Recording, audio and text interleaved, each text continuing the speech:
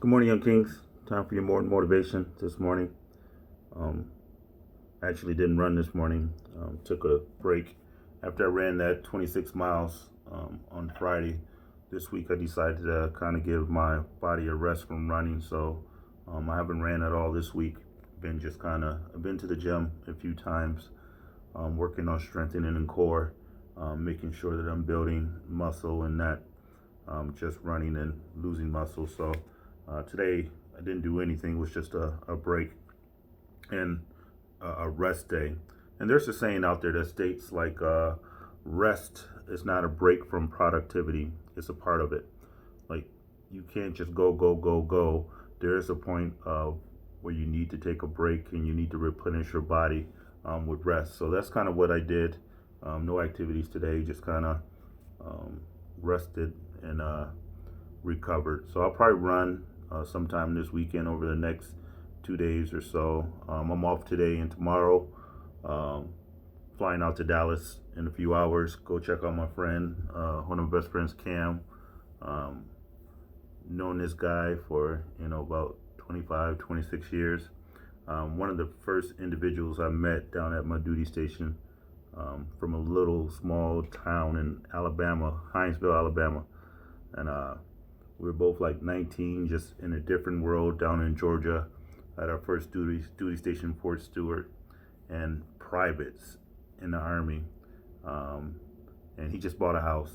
And it just, it blessed me so much to see him grow over the years. Like I said, we went in as privates, and he ended up retiring a few years back as a CW3, Chief Warrant Officer 3. Amazing military career, 6 or 7 deployments. Now he's out making 6 figures, and he just bought this house. So I'm gonna go down and check him out for the weekend, the holiday weekend, the Indigenous People Day, Columbus Day on Monday. So I had an extended weekend. I just took 2 extra days off, so I'll be down there Thursday through Monday. So it was a blessing. Shout out to Cam. Get me out the house and get me out of my surroundings just to do something different. So I'll be in Dallas, well, Austin. I'm gonna fly into Dallas. Probably check out Eric, and I think Jason's gonna come down, and Cam. We'll just all just do some men bonding and some fellowship. And also my daughter Demaria, she's about 4 hours from there, so she says she's gonna drive up and spend the weekend with me. So that's definitely gonna be a blessing. I'm looking forward to it. So get into your morning motivation this morning. This is going to be the last Space Jam series. This will be the conclusion of Space Jam, and it's been to tell of. There've been 2 sides to this coin in this Space Jam.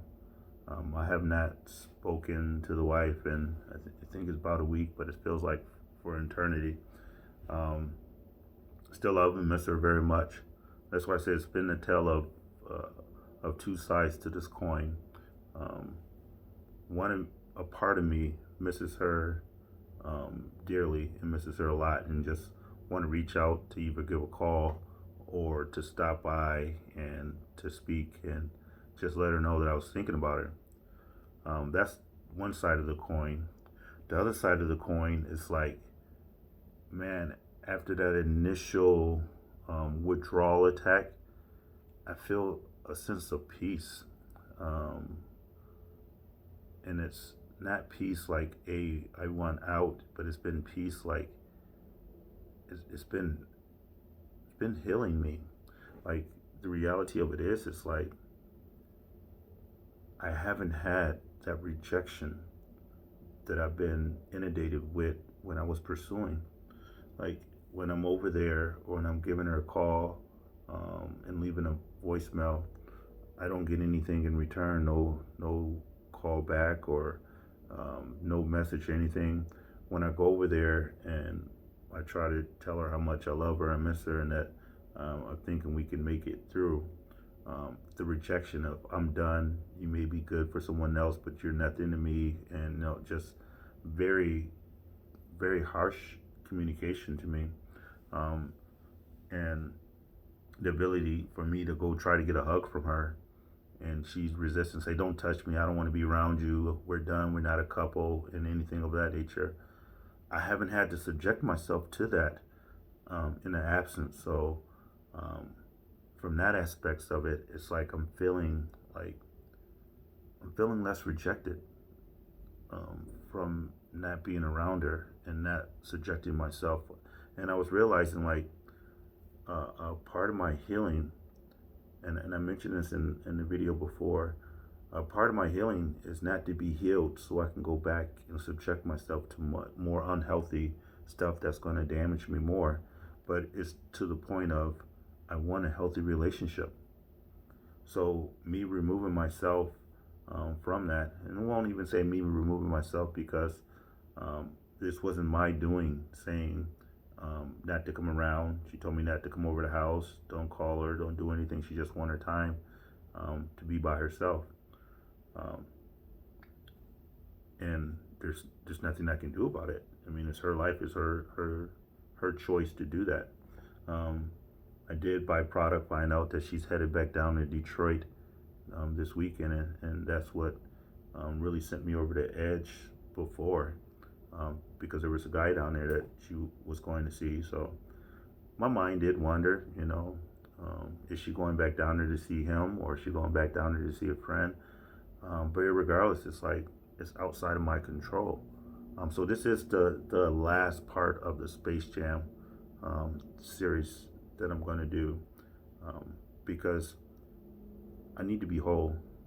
And one of the worst thing about trying to be whole and trying to be healthy is healing, and you know that you're doing the steps to try to get healed, but someone keeps pulling off the band-aid or your bandage and exposing your wound to more contaminations and stuff to see if you healed. Like there's an element of people, I wouldn't say it's an element of her not believing me, which is okay. We have had this checkered past, but I'm at a position in my life where I actually want to grow and I want to get better, but no matter what I do, it's gonna be misconstrued.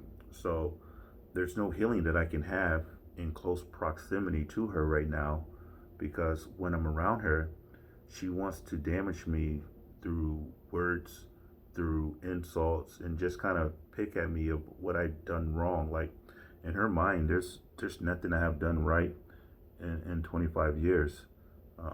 She has wasted 25 years of her life, as she's told me. I'm nothing. I've been nothing but heartache and pain. And when you're going through something, sometimes you can place that on someone, that burden on someone. Like, not the fact that, I've provided and taken care of her 25 years. She has a home that I pay every bill in our house that I can't even go over and see. I mean, it's not my house no more, and we'll get to that part of surrendering. But you're going to get alimony for 15 plus years. I mean, really, you leave this marriage with more than I do. I mean, I get nothing out of it other than a heartbreak, meaning that there's nothing for me. Like, I was even mowing the grass, and I know she gets frustrated when I say I was doing that, because she says I'm doing all these efforts just to say I did it. And I don't know. I feel like I've always tried to take care of her, and I'm used and accustomed to it.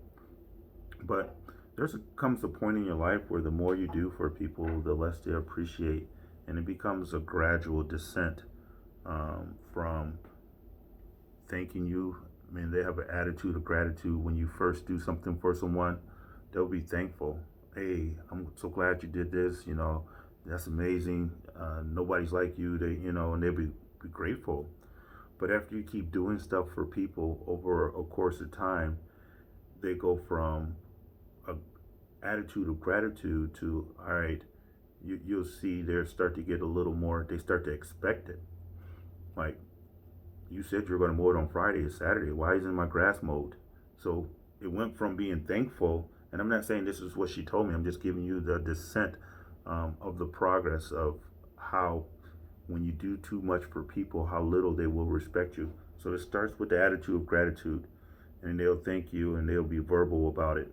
And then after you continue down that road, the gratitude will leave and it becomes more of an expectation. This is what you're supposed to do. Like it becomes their new normal. So when it's their new normal, there's no need to thank you for stuff that you're supposed to be doing all the way. Anyways, they just expect you to be doing it because that's what you do. So after you do the new normal for a while, and then it comes to a point where now they're demanding, like, hey, what's happening? Like you supposed to be doing. Oh, you ain't the man you said you was gonna be. You ain't this. You ain't that. And then it starts to get to a point, and then they get to a point where it actually start being belittling, and they'll start to throw indictments on you about something that you had initially did as a blessing. And I'm sure you all have seen that descent. You do something for somebody, like you give somebody thinks that you made it, because a lot of my friends are successful. They have grind, and they're six figures people. But you give somebody some money. First time you bail them out of jam, they're thankful. Next time they get in the jam, they coming back to you, and you give them some money again. They gon' they'll be thankful, but now they starting to expect it, and let you tell them no, I'm not giving you no money this time, and you'll see that they weren't really thankful. I mean, they expect you to do for them what they could never do for you or would do for you. So I don't know how I got on that detour, but anyways, I'm in a place right now where I'm trying to be healed and whole. And every time I expose myself to this relationship at this point, it's peeling back the Band-Aid, and it's not allowing me to grow and become better. So I need to remove myself, or myself has been removed from the situation. So this Space Jam is, the credits are rolling on it, and I'm not sure at the end of this space what happens. Meaning, like, she says she just needs a break to do her, to feel free. And the thing about that freedom is, like, freedom ain't free. But it's her choice to make. Like, if in her freedom she's choosing to make an indictment against me, like I ruined her life, now she wants to do her best life, that's her choice to do that. But the reality of it is like, the great philosopher Rob Bass said, it takes two to make a thing go right. It takes two to make it out of sight. So I can't move forward with someone by myself. And at the same time, I didn't get into this mess of this destructive relationship by myself. So as much as she says she's given her all to me, and that I have done nothing, because she's blinded by her hurt, that she can't see the hurt that she has caused me. And the reality of it is like, I'm trying to stop the hurt, and what she's trying to do is double down and see how much hurt can she do. And I know she's probably not doing it intentionally. She's got friends and stuff that's speaking in her ear, and I mean, I guess that's what friends do. Frenemies, I mean, people will give you advice, and you live your life out according to that. So I'm sure a lot of her friends are telling her she's stupid to be with someone like me. But the reality of it is, they have never been with nobody like me. They have probably been cheated on, but they ain't been with a man like me. But that's okay. And that's where I start this departure at from the Space Jam. So that's the end of the Space Jam. Enough of that. If you go back 2 months ago, I did a video called The Great Awakening, in which I just prayed through the whole video. And since that prayer, my life has been flipped upside down, shaken around, stirred up, disturbed. It's been setbacks, it's been disappointments, it's been, in 2 months period, it's just been turned over. And I remember my older brother comment on there, on that video. Shout out to Brian, B-Dog, appreciate you. He made a comment on that video.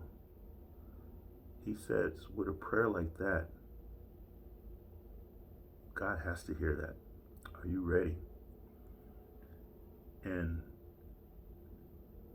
reflecting back on it, then I was praying and I was ready, but I didn't know what I was ready for. I mean, I didn't have a clue of what it was going to take to get here. And I know I've said several times through these videos, I understand why people don't do this work, this internal work to try to really be better, because it's hard.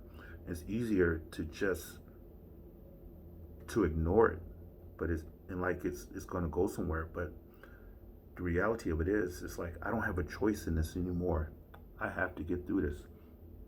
So in that prayer, I asked for God to make me willing, even when I'm unwilling, to override my will.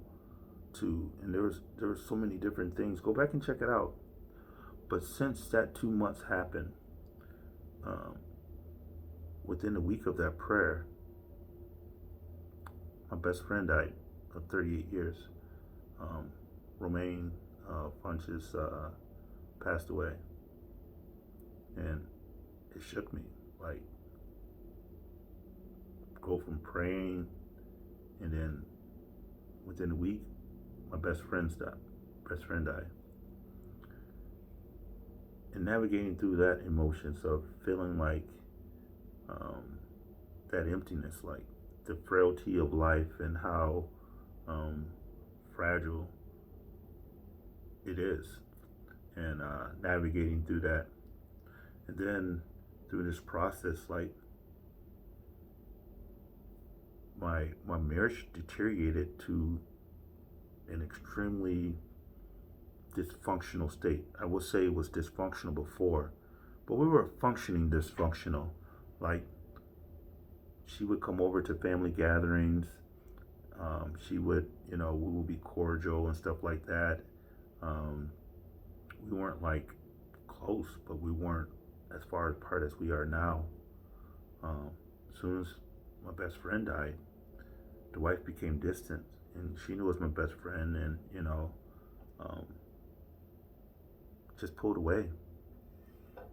And so, not only did I lose my best friend, I lost my wife of 25 years during this during this period as well. And then in the fight to try to control something that I can't control, I ended up going to jail.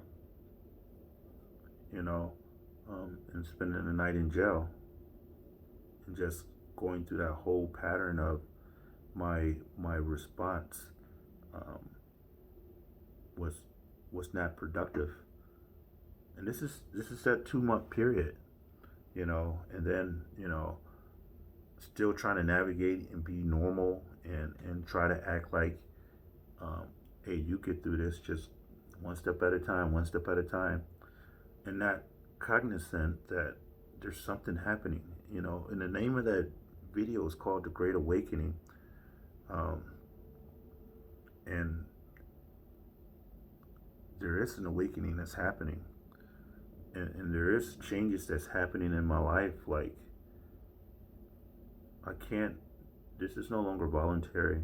Like, I'm either going to have to get through it by surrendering, and we'll come back to that, or I'm going to have to be frustrated and less than content. Because what God is showing me now is like,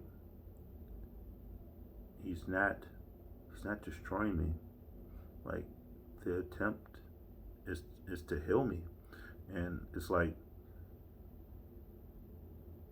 I'm rejecting the healing because I became so accustomed to the brokenness. Like, there's elements of my sin and my destruction and my brokenness that became a normal way of life. So I find myself like still wanting to hold on to those things that I enjoy doing those broken states, and and I want to carry it into a new realm. And God's like, hey, on this journey, don't pack a suitcase. You don't need to take any baggage. I mean, what you have got you up until this point, gets you no further. Like your work ethic and your drive and your determination and your ability to follow a task from conception to completion, your ability to not give up, that doesn't get you any further than where you are. Now, do you want to stop here, or there's an invitation for me to come higher, or do you want this? And there's a part of me that wants the invitation, to accept that invitation to go higher, but there's a part of me that wants to take some of this baggage along with me. And there's this divide, there's this division that's going on inside of me. It's like, hey, I know you said everything can't go, but can this go? And I know you said that, I'm not supposed to take something, but can I get a carry-on? Can I can I just put something in my pocket? Can I, do this? And I'm hard-headed, and God keeps taking me back, saying, no, I need you to be whole. So these broken pieces that you're dealing with, and the things that got you broken, I need to heal you from that. And the healing is not so that I can get back into a unhealthy state. Like, this has to be an enduring one. So you can either do it fast or you can do it right. And when we're going through pain and we're going through suffering and we're going through something that's difficult, a lot of times we just want to get through it fast. And God is slowing me down and says, no, I need you to do this right. Because there's too much to risk. Like, not only is my healing for me, but not only do I want to be healed, I don't want to cause hurt to anybody else. I understand how it feels to be this way and broken, so I'm not trying to contribute to anybody else's brokenness. So, this next season, and I've been going to my therapy and my counseling. I'm going to miss it this week because I'm flying out to Dallas, so I got to reschedule it for Thursday of next week. But she put me up on a book called The Night of the Dark Soul by St. John of the Cross. And that book, on top of the other book that I was dealing with, The Enemy is My Ego's My Enemy by Ryan Holiday,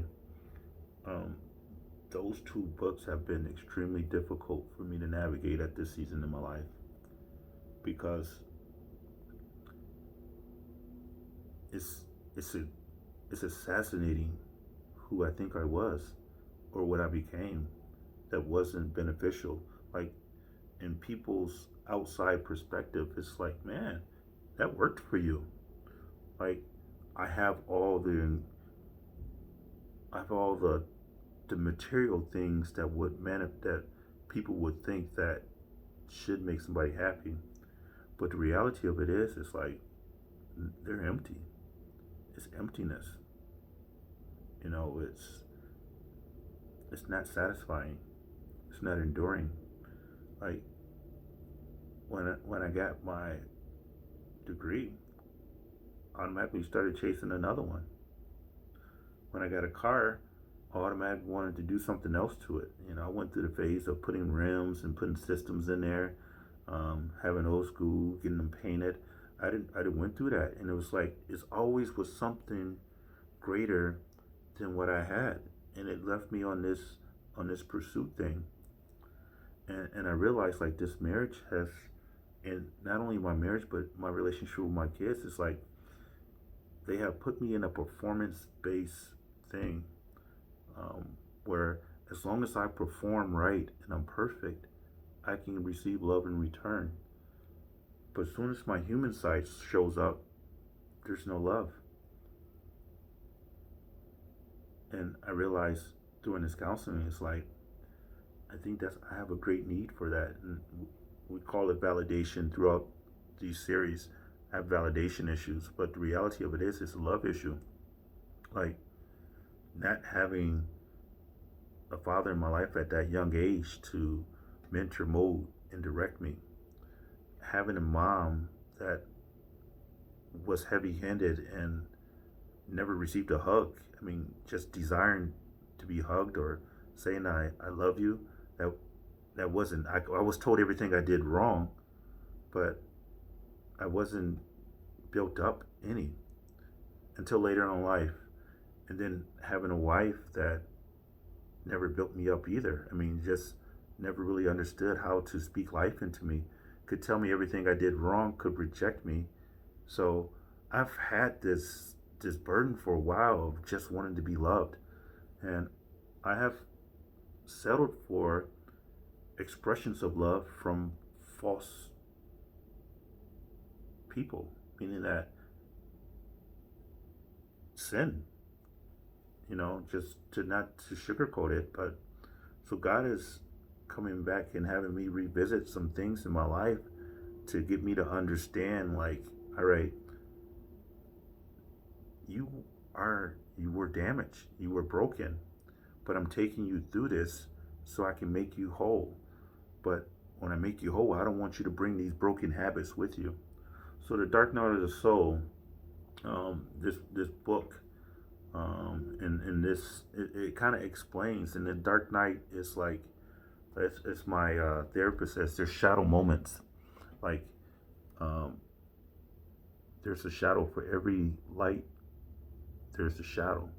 So for a brilliant guy such as myself, I think I'm brilliant. That's probably the ego that still needs to die. But anyways, it's like, for every talent that you have and gift, there's a dark side as well. Like, that's how you see people in the limelight. Like, they'll be doing well and all of a sudden they fall. You're like, what happened to such and such? They weren't able to deal with those dark moments.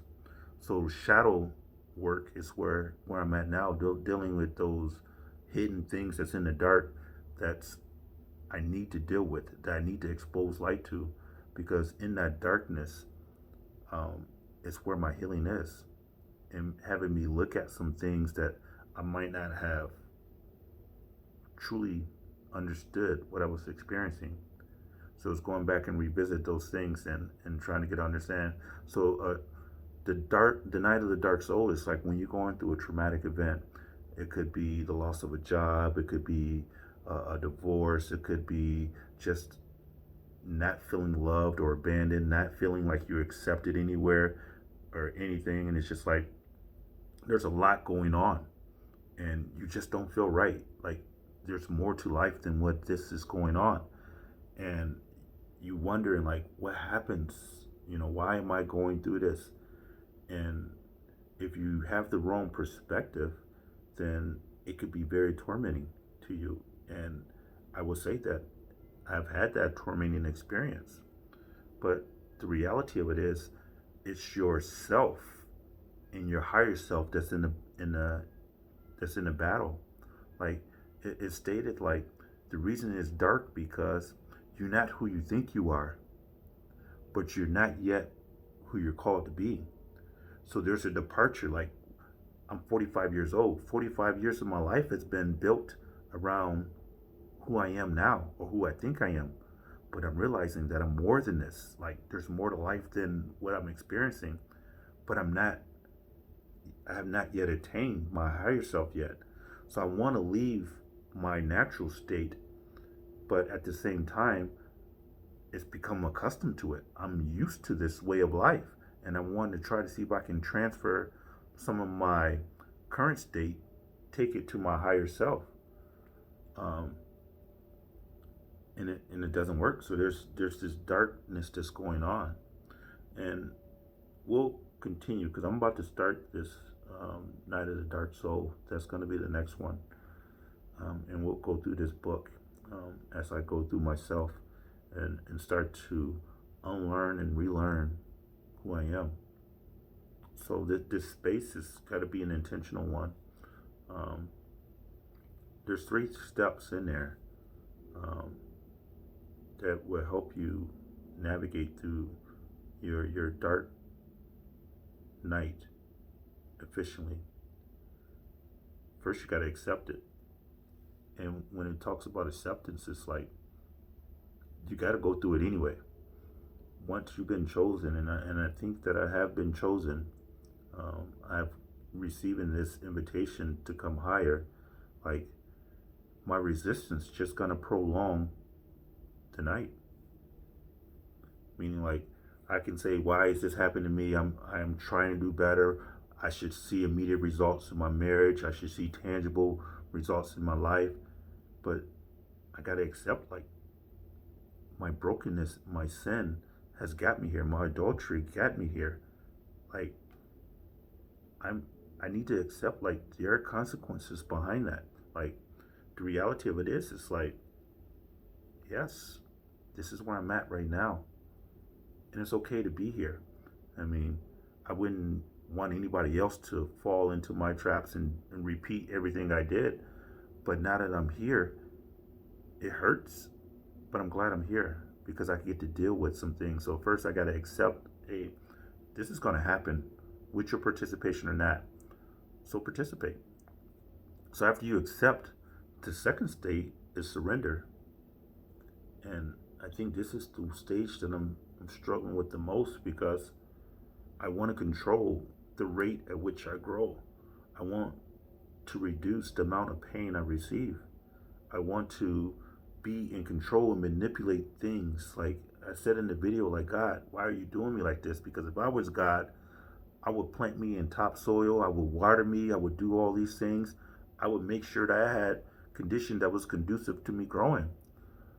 But the reality of it is I'm not in control. And that surrendering part is hard. Like, when the wife asked me not to call over there, like, I feel like if I'm not actively engaging and chasing her, then I'm losing her. But the reality of it is, it's like, what is lost is lost. Like, and if it is lost, there was nothing I could do to save it, other than subject myself to more rejection while she depart. Or I can accept the fact that, hey, and surrender, like, it's outside of my control. She has free will to be able to do whatever she wants with that. So that surrendering is not like, and I'm learning more, and I'm going to say that I have mastered this yet. But when you don't surrender to this, you're saying, God, I got this. So it's the ego that has an inflated vision of what you're capable of accomplishing. Like, God, I know you, God, you're most powerful, you're the most high, but when this situation comes, I know better than you. So I'm going to go put my hand on it, and I'm going to maneuver it how I want. Just step back, God. Step back, I got this. And I realize, like, every time I engage with my hand, it causes more damage and destruction, and it sends me back many ways. And my friends have told me, hey, Drew, you just got to give her space. And I'm like, man, you don't know who I am. Like, I'm not surrendering. I love this woman. Like, I'm not going to surrender to a dude that likes her if I say that I love her. And I feel like the reality of it is, it's like, I'm not surrendering to anybody else. I'm surrendering to God. Like, and even in me surrendering to God, God's still dealing with me and in my brokenness. So I'm not even completely surrendered. So the inability to surrender is my inability to trust God, and that He's working on my behalf. And Him working on my behalf, I can't manipulate Him saying, well, if you're going to work for me, you will do this. I used to tell people back in the day, and this is some things I have to start listening for myself. I says, if God does everything you want, when you want, how you want, into who you want, who's God? If you're directing God, if your prayers is directing God, then you yourself become God, and God becomes your servant. God is not a spiritual ATM where you can just go punch in a few prayers and have to spit out the results that you want. So this surrendering is God telling me, hey, you're not in control. Like, yeah, you think that you are this, but this ain't that, and you want that. So you can continue to do this, and there says black sheep, you can get with this or you can get with that. You can get with this or you can get with that. You can get with this or you can get with that. You know, you can get with this. That's listen to the song Black Sheep. I don't know how I got on that, but that's what God is telling me. You can do this, but you allow me to do that, and you surrender this. So I'm trying to surrender, and it's hard, especially with somebody with ambition, especially somebody with a work ethic as strong as mine, especially with somebody with an ego that's as inflated as mine. Success will inflate your ego. And I was telling my nephew, Brian, Lil B, because he wants to be successful. I says, you got to have a plan for success. Because if you don't have a plan, if you don't run success will run you. Like, you will start to elevate your ego, and you will start to elevate who you think you are and things of that nature. Like, I didn't have a plan for success. I just wanted more of it. And then I got it, so I wanted more of it. But now that I'm successful and I'm still empty, I'm still broken. Like, success didn't solve my problem. It gave me some more things to camouflage it with, but it never really solved it. So I it's more than success I need. And we'll come back to that. And this video's getting long. The last step, so you gotta accept, you gotta surrender, and then 3, self-care. You gotta start falling in love with you. Start being, like, as I was saying, like, I'm in a performance-based relationship. Like, with everything that I come in contact with, like at work, I'm expected to perform to a certain level. At home, with kids, like, I've tried to get my kids better than I ever had, and I did. But the reality of it is, they have went through that gradual descent from gratitude to demanding to demeaning, and they're all 18 now. So I gotta let them grow and be who they are, and just pray for them. But at this stage, it's like I need to get into self-care.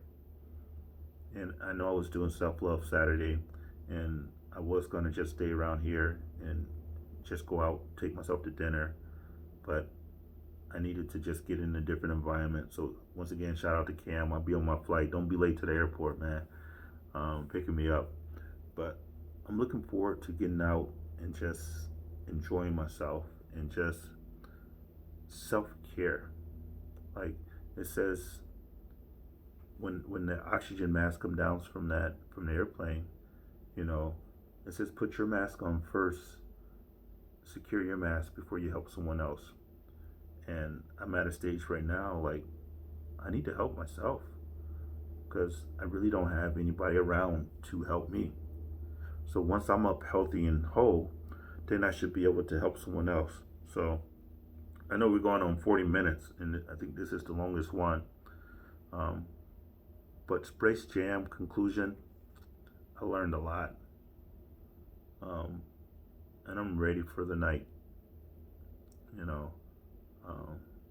It's time to grow. This awakening is happening. If you get a chance, go back and watch that video. And you watch my whole series since I started this page. And you realize that I've been in this dark night for a while. Like the children of Israel, when they were led out of captivity, they wandered in the wilderness for 40 years. And I'm 45. So I even trumped them. I was like, if you got to wander for 40 years, I'm going to trump you. I'm going to wander for 45. But the key is, I'm coming out. I'm coming out better. I'm coming out whole. I'm on my way to my higher self. It's time to rise, young kings. Make it a great day.